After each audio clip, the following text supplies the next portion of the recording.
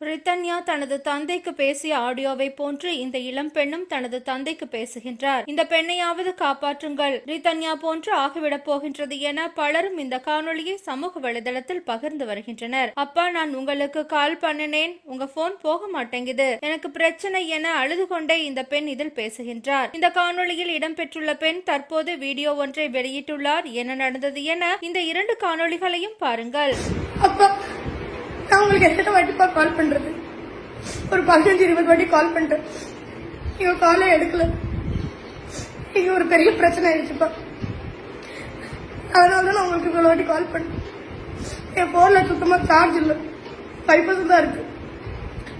அதனாலதான் நான் உங்களுக்கு இந்த வீடியோ ரெக்கார்ட் இப்ப போடுறேன். நீங்க எங்க ஹாஸ்பிட்டல்ல ஜோயல்னு ஒரு பொண்ணுக்கு டெலிவரி பார்த்தாங்க. நார்மல் டெலிவரி சொல்லிதான் ட்ரை பண்ணாங்க. குழந்தைய பிறந்துச்சு. அதான் பிறந்து ஒரு நிமிஷத்துலயே குழந்தை இறந்துருச்சுப்பா. இங்க எல்லாருமே அப்செட். குழந்தைய கிளீன் பண்ணி அட்டெண்டர் கிட்ட ஒப்படைக்க சொன்னாங்க. என்ன நானும் கிளீன் பண்ணி ரத்தத்தெல்லாம் தொடச்சு கிளாத்ல சுத்திட்டு இருக்கும் போது குழந்தைக்கு உயிர் வந்துருச்சுப்பா. எனக்கு ஒண்ணுமே புரியல. நான் வேகமா அந்த குழந்தைய வச்சுட்டு டாக்டர் கூப்பிட்டு போயிருந்தேன். டாக்டர் அட்டெண்டிவ் கூட்டு வந்து பார்த்தா அந்த குழந்தை அங்க இல்ல. நாங்களும் வெளியெல்லாம் தேடி பார்த்தோம். வார்டுக்குள்ள யாருமே வரல. சிசிடிவி ஃபுட்டேஜ் எல்லாம் செக் பண்ணோம். ஆனா அந்த குழந்தை அங்க இல்ல. இப்போ குழந்தையோட ரிலேட்டிவ்ஸ்லாம் நான் தான் அந்த குழந்தை எதுவும் பண்ணிட்டேன்னு என் மேல பழி போடுறாங்க. எனக்கு என்ன பண்றதுன்னு தெரியலப்பா.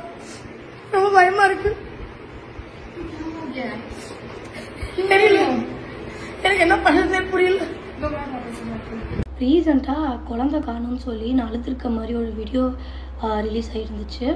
ஃபர்ஸ்ட் ஆஃப் ஆல் என்னோட சைட்லேருந்து ரொம்ப சாரி கைஸ். பிகாஸ் ஜென்ம நட்சத்திரம்னு ஒரு படத்துக்காக ஒரு குட்டி ஸ்டோரி சொல்லட்டா சார் அப்படின்னு ஒரு கான்டெஸ்ட் பப்ளிஷ் பண்ணியிருந்தாங்க.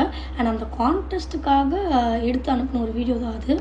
அது எப்படி இப்படி வந்து ஒரு ரேண்டம் அக்கௌண்ட்டில் போஸ்ட் ஆகிருக்குன்னு ஐடியாவே இல்லை. அதுக்காக என்னோடய நாலேஜுக்கு வந்த உடனே எப்படி அதை ஃபஸ்ட்டு ரிமூவ் பண்ணலான்னு சொல்லி தான் பார்த்துக்கிட்டு இருந்தேன்.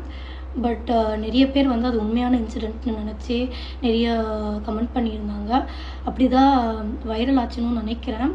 ஸோ அது உண்மையான இன்சிடெண்ட் கிடையாது. ஒரு ஷூட்டுக்காக நான் அனுப்பின வீடியோ ரேண்டமாக போஸ்ட் ஆகிருக்கு. அதுக்காக என்னோடய சைட்லேருந்து ரொம்ப ரொம்ப சாரி.